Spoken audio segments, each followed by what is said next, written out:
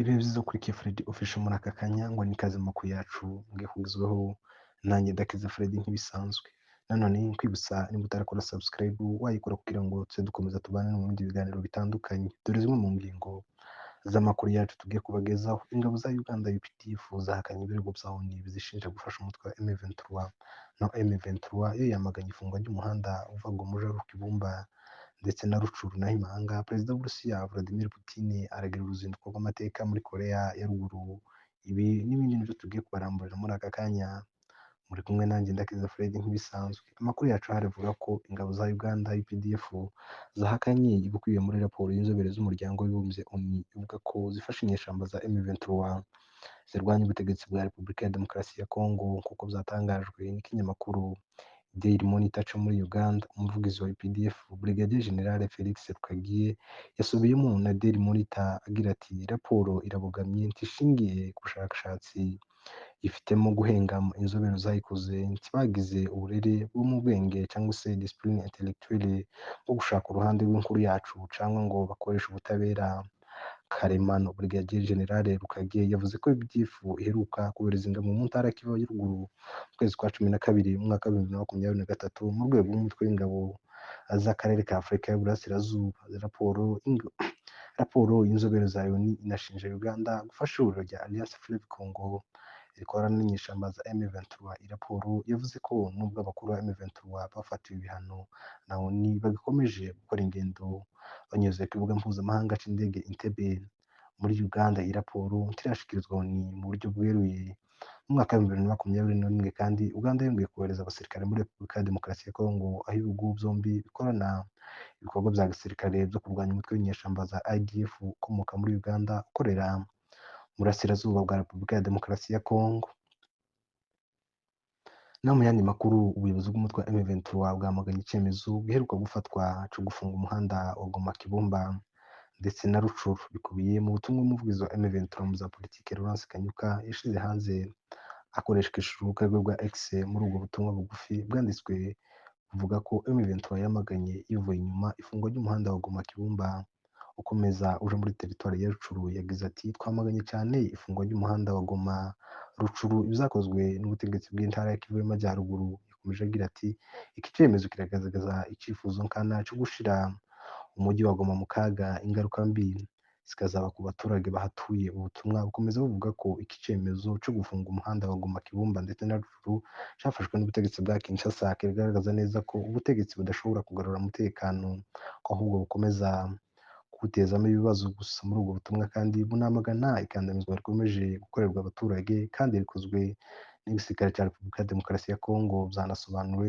Banasobanura ko uku gufunga umuhanda uri mu bihonyora uburenganzira bw'abaturage ndetse biri mu bihombura uburyo bufasha mu gushaka amaramuko ya buri munsi. Ubutumwa busoza busaba M23 ubutumwa busoza buvuga ko M23 isaba uyu muhanda ko wakongera gufungurwa kugira ngo abaturage bakomeze imirimo yabo ya buri munsi nk'ibisanzwe.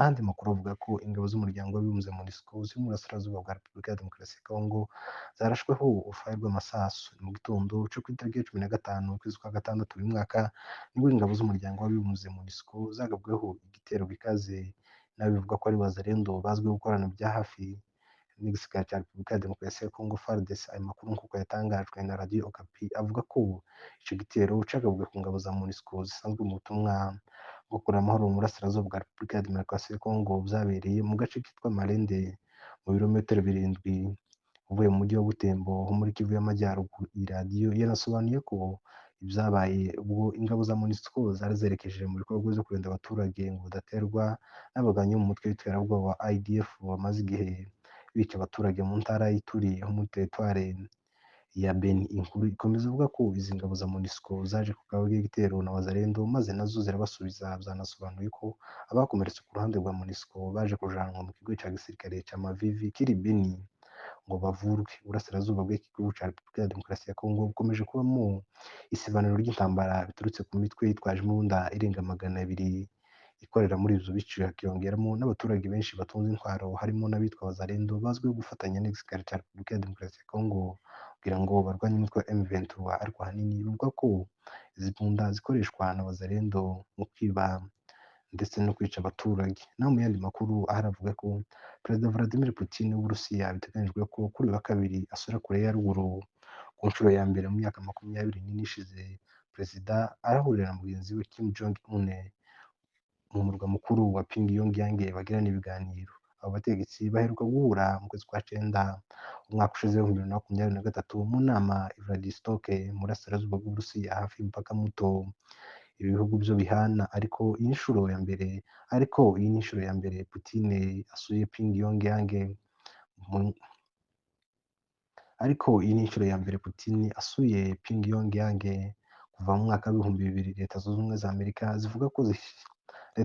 Amerika zivuga ko zihangayikishijwe no gukomera kurushaho k'umubano w'ibi bihugu byombi. Kremlin, ibiro bya perezida w'Uburusiya bisobanura ko igikorwa cy'uruzinduko cya perezida ari ubushuti. Ibinyamakuru byo mu Burusiya bivuga ko Putin na Kim basinya ku masezerano y'ubufatanye arimo agendanye n'umutekano, maze bagasohora amatangazo. Putin na Kim bahuriye bwa mbere i Vladivostok mu Burusiya mu mwaka w'2019. Putin na Kim bahuriye i Vladivostok mu mwaka wa 2019. Akarasisi ku rubuga rwa Kim Il-sung karateganyijwe. Putin kandi biteganyijwe ko azitabira igitaramo i Pyongyang akanasura urusengero rumwe rw'Abaorthodoxe ruri muri iki gihugu. Ubusanzwe idini ry'Abaorthodoxe niryo ryiganje cyane mu Burusiya. Hari n'amakuru avuga ko Putin azacumbika muri Kimsan Guest House iri Pyongyang, aho Perezida Xi Jinping w'Ubushinwa yacumbitse ubwo yasuraga Uburusiya. Mbere y'uruzinduko, Perezida Putin yashimiye Perezida wa Koreya ya ruguru mu kuyishyigikira yeruye i Moscow. Mbere y'uruzinduko, Perezida w'Uburusiya yashimiye Koreya ya ruguru gushyigikira yeruye i Moscow mu ntambara no muri Ukraine. Mu ibaruwa yatangajwe n'ibinyamakuru bya Koreya ya ruguru, aya ni amakuru twaba twabateguriye. Mwakoze kubana natwe, ibiganiro byacu nakagaruka. Ciao ciao.